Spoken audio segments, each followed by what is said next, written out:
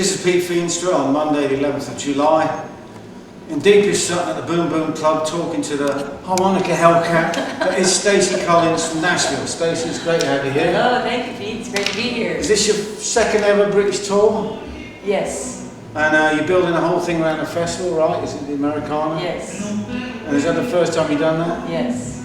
Okay, we've got 3 yeses on the bands there. And the interesting thing about the band is you're a kick-ass southern rock band. You're also an alternative country band, is that? Yeah. Would that be I've been called a lot of things. And what are you happiest with in terms of how you get labelled as a band?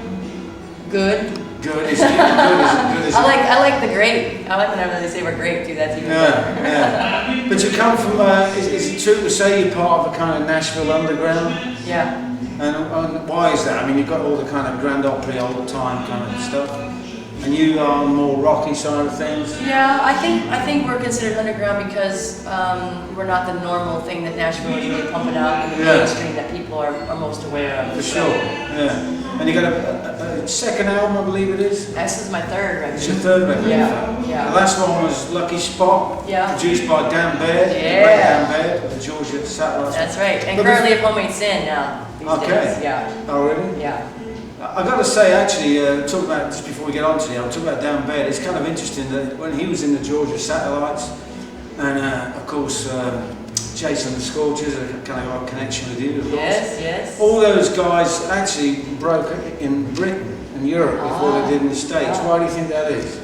Well, if it's anything that has to do with what's happening for me, is that you guys just have good taste over here. I don't know. Everybody really just smokes our brand, I guess, over here, you know. But you also got a thing in the States where you can be big in one little sizable territory and then somewhere else nobody's ever heard of you. Yes, that's true.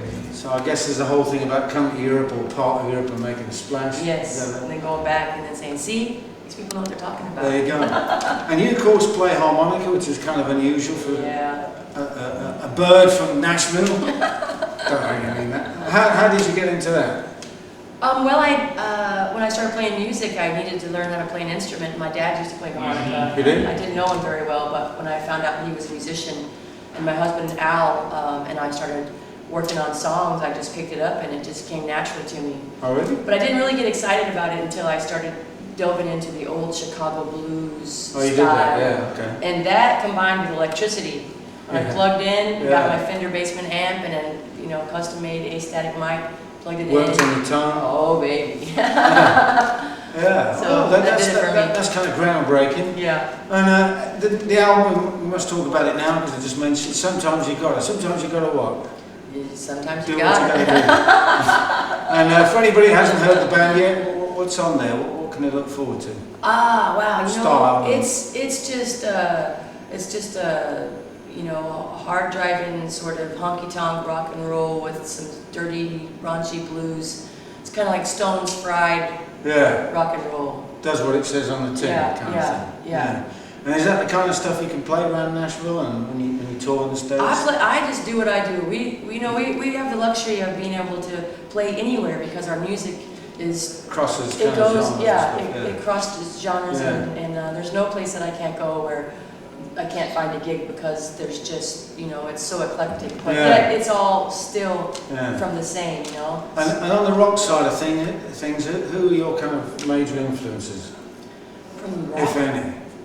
I mean, I guess the country things are fairly self-evident, but the rock side of things, I like the old stuff, I like the old Zeppelin, the old Aerosmith, old Van Halen, old Stones, that really, old Stones.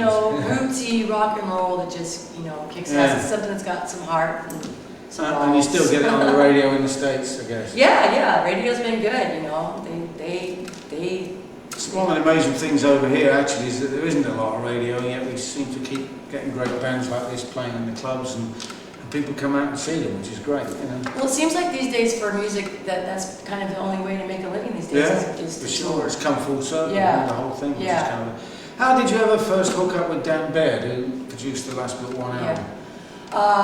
We're all big fans out here. I know, this is his territory.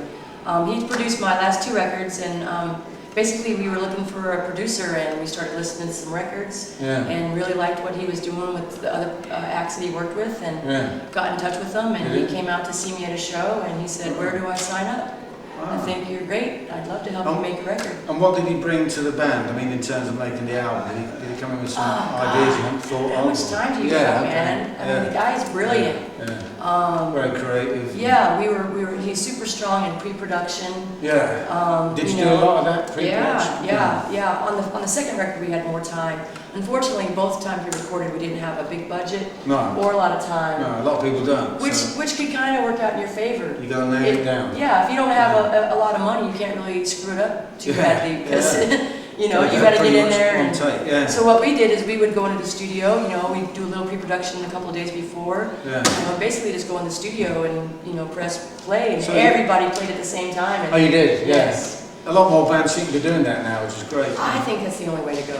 I mean, everybody has their own, preferences, but for us, having everybody set up at the same time and all playing off each other, and then capturing that magic on the throwdown, and then going back and picking up pieces that you might have to. And so does the album kind of reflect what you do live, or vice versa?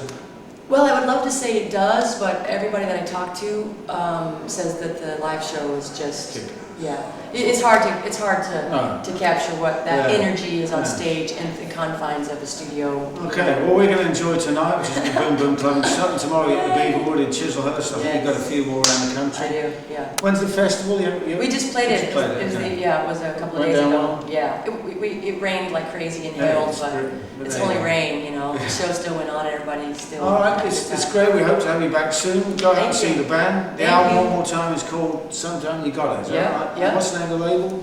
Well, we have Sticking Out Yourself. In Germany, our label is called Blue Rose. Yeah, good label. You can always find more about us at my website, which is staciecollins.com. Okay, this has been Pete Feenstra talking to Stacie Collins for www.getreadytorock.com.